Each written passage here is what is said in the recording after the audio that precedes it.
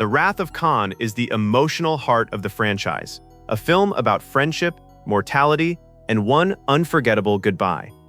But the version you saw in theaters almost ended in a completely different way. Did you know the hints of Spock's return were secretly added against the director's furious objections? Or that the original sequel would have sent the Enterprise back in time to stop the Kennedy assassination? Today, we're uncovering 13 hidden truths about Star Trek II: The Wrath of Khan, 1982, including how 60 seconds of this movie helped launch the studio that made Toy Story. Number 1. Spock was meant to stay dead. At the climax of Star Trek II, Khan activates the Genesis device, and the Enterprise cannot escape because its warp drive is damaged. Spock enters the radiation-filled engine room, repairs the ship, and saves everyone, but the radiation kills him. Before he goes in, Dr. McCoy tries to stop him. Spock disables McCoy, touches his face in a brief Vulcan mind meld, and says one word, "Remember." At that moment, the film does not explain what it means. But later, Star Trek III reveals that McCoy is carrying Spock's Katra, the Vulcan essence of his living spirit. That small moment became the setup for Spock's return. But what most viewers do not know is that Nicholas Meyer, the director of Star Trek II, did not want the ending to work that way. He wanted Spock's death to feel final, the sacrifice, the funeral, the torpedo coffin launched into space, and goodbye. When producer Harve Bennett saw that version, he worried the ending was too devastating, and test audience reactions seemed to confirm it. So Bennett decided to act, but not with Meyer's blessing. Bennett used a separate second unit crew to film extra material that changed the finality of Spock's death. First, they added the final image of Spock's coffin resting on the newly formed Genesis planet. Second, they brought back Spock's voice to recite the familiar words, "Space, the final frontier," over the closing images. Third, just before entering the engine room, Spock touched McCoy's face, along with the mysterious "Remember" mind meld with McCoy, which suggested that Spock might not be gone forever. And here is one detail even many people do not know. According to later production trivia, the close-up of the hand touching McCoy's face during the mind meld was not Leonard Nimoy's hand, because Nimoy was no longer available for that insert shot. After Nicholas Meyer saw the new ending, he hated it. He later said the resurrection hint was added over my dead body with his strenuous objection. But whether Meyer liked it or not, those added moments completely changed the meaning of Spock's death. What was supposed to be a final goodbye became the beginning of Star Trek III: The Search for Spock. So what do you think? Do you prefer the ending we got, or Meyer's original intention, where Spock's death was final? Number 2. The death leak that changed the entire movie. Spock's famous sacrifice was originally planned very differently. In an early screenplay by Jack B. Swords, Spock would die roughly 1/3 of the way through the story, creating a shocking turn that producer Harve Bennett compared to Janet Leigh's early death in Psycho. That version of the screenplay also contained something the finished film never delivered. In the movie, Khan and Kirk never meet face-to-face. However, in this earlier draft, Khan appears before Kirk while he is trapped inside the underground Genesis facility on Regula 1, leading to an elaborate face-to-face battle between the two enemies. And here's the twist. Before filming began, the secret of Spock's death leaked to Star Trek fans. Producer Harve Bennett and director Nicholas Meyer believed the source was Gene Roddenberry, although this was never conclusively proven. The accusation arose because Roddenberry strongly objected to several elements of the new screenplay, especially the decision to kill Spock. By exposing that plan, he may have hoped that fan outrage would pressure Paramount into changing it. That is exactly what followed. Furious letters, petitions, phone calls, and even threats flooded the studio.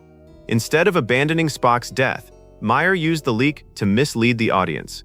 He moved the Kobayashi Maru simulator sequence from an earlier draft to the opening and added Spock as one of its apparent casualties. Once the scene was revealed to be only a simulation, viewers who had heard the rumors could assume that this was the leaked death scene and stop expecting another one. Kirk's playful question afterward, "Aren't you dead?" was a deliberate wink at the controversy. Then, after audiences had relaxed and become absorbed in the battle against Khan, the film delivered Spock's real death at the climax. The leak was meant to ruin the surprise, but it ultimately helped create an even more powerful one. Number 3. The rejected JFK time travel sequel. Before The Wrath of Khan existed, there was a very different sequel on the table. After Star Trek: The Motion Picture, Roddenberry began developing his own follow-up story treatment, apparently before he had been told that Paramount intended to remove him from creative control.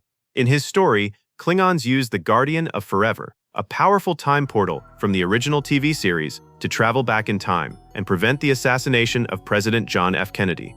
Their goal was to alter Earth's history so dramatically that the United Federation of Planets would never be created, leaving the Klingon Empire in a much stronger position. The Enterprise crew would chase them through history to restore the original timeline. Paramount rejected the idea outright. The studio believed that the motion picture's disappointing reception and runaway budget were partly caused by its slow pacing and Roddenberry's repeated rewrites, so executives refused to give him the same level of control over the sequel. According to William Shatner, who played Captain Kirk, Roddenberry was kicked upstairs to the prestigious-sounding title of executive consultant. In Hollywood, this means Roddenberry could read scripts and offer suggestions, but the new producers were free to ignore them. That decision cleared the way for Harvey Bennett and Nicholas Meyer to take the franchise in a completely different direction, and it set the stage for Roddenberry's relationship with the production to turn adversarial. Number 4. The Book on Khan's Shelf. Director Nicholas Meyer deliberately placed a visible copy of Herman Melville's Moby Dick among Khan's possessions on the desert planet Ceti Alpha Vive. It was not merely set decoration, it was a signal. The film repeatedly presents Khan as a parallel to Captain Ahab, obsessively pursuing Kirk at the cost of his followers and every opportunity to escape. Throughout the film, Khan adapts Ahab's language by replacing the real-world locations in the captain's original vow with fictional locations in space. "I'll chase him round the moons of Nibia, and round the Antares maelstrom, and round perdition's flames, before I give him up." Khan's dying words also come almost directly from Ahab's final speech in Moby Dick. "From hell's heart I stab at thee. For hate's sake I spit my last breath at thee." Joachim is Khan's senior lieutenant, meaning the trusted officer directly below him in command aboard the Reliant. He parallels Starbuck, the Pequod's first mate in Moby Dick, who questions Ahab's revenge-driven hunt and tries to persuade him to turn back, just as Joachim advises Khan to abandon his pursuit of Kirk. Meyer wanted the audience to see the book on the shelf and understand exactly where Khan's obsession was heading, long before Khan himself admitted it. Number 5. A Holocaust hero's words in space. At Spock's funeral, McCoy delivers a simple but unforgettable line. "He's really not dead, as long as we remember him." And what most people don't know, that line was not in the original script. Meyer improvised it on set after reading a newspaper article about Raoul Wallenberg, a Swedish diplomat who saved thousands of Jewish lives during the World War II Holocaust. In the article, Simon Wiesenthal, an Austrian Jewish Holocaust survivor, was quoted using those words to describe Wallenberg, whose fate remained unknown for decades. Meyer was so struck by the line that he adapted it directly into McCoy's dialogue. A sentence written about a real man who risked everything to save lives became the final tribute to a fictional character who had done the same. Meyer later confirmed the line's origin in the DVD audio commentary, making it one of the most quietly profound connections between real history and science fiction in film. Number 6. The space station built upside down.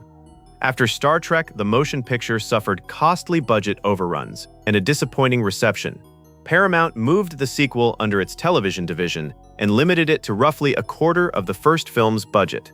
Production designer Joseph Jennings found creative ways to stretch every dollar. The orbital office complex miniature from the motion picture was physically flipped upside down and retouched to become the Regula 1 space station. The Klingon bridge, set from the same film, was redressed to serve as both the Regula 1 transporter room and the Enterprise's torpedo bay. But the most impressive trick of all, 65% of the entire film was shot on a single set.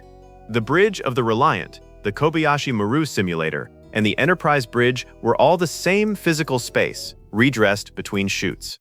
Audiences watching the film had no idea they were looking at the same room over and over. These constraints forced the production team into solutions that were both economical and completely invisible. Number 7. The birthday gift that predicted everything. At the very beginning of the film, Spock gives Kirk a copy of Charles Dickens' A Tale of Two Cities as a birthday present. Kirk opens it and reads the opening line. It was the best of times, it was the worst of times. But the deeper meaning behind Spock's choice of book does not become clear until much later. In fact, the book is a roadmap for the entire film. A Tale of Two Cities tells the story of Sidney Carton, an alcoholic lawyer who sacrifices himself at the guillotine so that the people he loves can survive. That is exactly what Spock does at the climax, giving his life so the crew can live. Kirk only understands the message after his friend is gone. At Spock's funeral, he quotes the novel's famous closing line, "It is a far, far better thing I do than I have ever done before." The film runs two literary parallels side by side, Moby Dick for Khan's destruction and A Tale of Two Cities for Spock's sacrifice. Together, they form the thematic backbone of the entire story. Number 8. The scene that became Pixar. The 60-second Genesis device demonstration sequence, showing a barren planet being transformed into a habitable world, was the first entirely computer-generated, fully textured 3D sequence ever shown in a feature film. It was created by the graphics group of Lucasfilm's computer division. The original idea was to demonstrate the Genesis effect on a much smaller scale inside a laboratory. A lifeless rock would be placed inside a chamber and transformed into a flower, visually showing that the device could reorganize dead matter into living material. Effects supervisor Jim Value suggested expanding the scope to show the effect taking over an entire planet. The team used a novel technique called particle systems, rendered the sequence on a Cray supercomputer, and paid close attention to details like ensuring the stars visible in the background matched real constellations. That 60 seconds of screen time changed the trajectory of visual effects in cinema. But it also changed something far bigger. The graphics group separated from Lucasfilm in 1986 and became Pixar Animation Studios. The word Pixar itself was derived from a piece of equipment the team was developing at the time they created the Genesis sequence. 1 minute of effects work in a Star Trek sequel helped launch the studio that would go on to make Toy Story and redefine animated filmmaking. Number 9. Khan's deal with the devil. When Kirk originally exiles Khan to the planet Ceti Alpha V at the end of the original series episode Space Seed, Khan accepts his punishment with a quote from John Milton's Paradise Lost. "It's better to reign in hell than serve in heaven." That single line tells you exactly how Khan sees himself. Like Milton's Lucifer, Khan is a charismatic rebel, brilliant and proud, who views his banishment not as justice, but as an act of cruelty by a false god. In The Wrath of Khan, Kirk is that god figure, the one who cast Khan out and never looked back. Khan's entire quest for revenge mirrors Lucifer's war against heaven, driven not by logic, but by wounded pride and a burning need to prove that his superior ability entitles him to victory. The film layers this Milton illusion underneath the more visible Moby Dick references, giving Khan a mythic dimension that most science fiction villains never reach. Number 10. The plot hole everybody noticed. There's a famous error in the film that has been debated for over 40 years. Khan recognizes Chekov by name the moment he sees him, declaring, "I never forget a face, Mr. Chekov, isn't it?" But there is an obvious continuity problem. Koenig didn't join the Star Trek cast until Season 2, and the episode where Khan originally appeared, Space Seed, was in Season 1. Chekov simply wasn't on the show when Khan was aboard the Enterprise. Koenig knew about the mistake during production, but chose to stay quiet, fearing that raising it could lead to rewrites that might shrink his role or remove him from the film entirely. Over the decades, the most popular fan explanation has been that Chekov was already serving aboard the Enterprise as a junior crew member during Space Seed, but wasn't a bridge officer yet, so he never appeared on screen. The film's novelization supports this version, stating Chekov was working the night shift when Khan was aboard. But Koenig himself came up with a much funnier theory. He said Chekov once occupied a bathroom for hours because of a severe illness, and Khan, whose genetically engineered kidneys were about to explode, desperately pounded on the door, waiting to get in. When Chekov finally emerged, Khan looked him dead in the eye and said, Your face. I will never forget. What's your take? Do you buy the night shift explanation, or do you think they just hoped nobody would notice? Number 11. The Star Trek test that became a real-world term. The Kobayashi Maru was created by screenwriter Jack B. Sowards specifically for The Wrath of Khan. In the film, it is a training simulation designed to place Starfleet cadets in an impossible situation where every available choice leads to failure. Kirk refuses to accept that outcome. As a young cadet, he secretly reprograms the test so that he can win. But the idea became much bigger than the movie. Kobayashi Maru is now used in the real world to describe a situation where every available choice has serious consequences. Forbes has used the term when discussing business strategy and leadership. The United States Air Force's Air University even organized a leadership event inspired by the test, using strategic games to examine how people make decisions under pressure. The phrase has spread into entertainment as well. During the controversy surrounding the casting of Tilda Swinton as Ancient One in Doctor Strange, co-writer Robert Cargill described the decision as Marvel's Kobayashi Maru, arguing that every possible choice would attract criticism.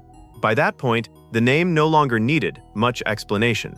A fictional Starfleet examination had become a recognizable way of describing impossible decisions in business, military leadership, education, television, and Hollywood. Number 12. The actress who almost played Saavik. Before Kirstie Alley was cast in what became her film debut as Lieutenant Saavik, Meyer had a different actress in mind. Kim Cattrall auditioned for the role but was unavailable at the time, so the part went to Alley instead. Years later, when Meyer was directing Star Trek VI: The Undiscovered Country, the original plan was to bring Saavik back as a major character, but now the situation had reversed. Alley was either unavailable or priced too high, and Cattrall did not want to be the third actress to play the same role. So the character was rewritten as a new Vulcan officer named Lieutenant Valeris, and Cattrall was finally cast. The symmetry is almost too perfect. Cattrall couldn't do Star Trek II, and Alley couldn't do Star Trek VI. Two different films, two scheduling conflicts, and the role of the franchise's most prominent Vulcan woman after Spock was shaped entirely by who happened to be available. Number 13. The chest that fooled the world. When Ricardo Montalbán, who plays Khan, appears on screen bare-chested. He's 61 years old and looks extraordinarily muscular. For over 35 years, a persistent rumor claimed that his chest was a prosthetic, a piece of foam or rubber designed to make an aging actor look more imposing. The urban legend became so widespread that it was treated as an established fact across fan forums and trivia sites. Meyer put the rumor to rest on the Director's Edition DVD commentary, confirming that it was entirely Montalbán's real physique. During a 1982 appearance on The Tonight Show, Montalbán himself explained that he maintained the look through a dedicated push-up routine. Costume designer Robert Fletcher had specifically designed Khan's outfit with an open chest to showcase Montalbán's build. Photos from earlier in his career show the same muscular frame, and yet the rumor persists to this day, proof that some myths are more entertaining than the truth. In the end, The Wrath of Khan endures because it does what few blockbusters dare, letting its hero truly die, so the sacrifice actually means something. Spock gave his life believing the needs of the many outweigh the needs of the few, and that idea has lasted over 40 years. So do you think this film would be remembered the same way if Spock's death had stayed permanent? Tell me what you think in the comments, and if you enjoyed these hidden truths, hit subscribe so you never miss the next one.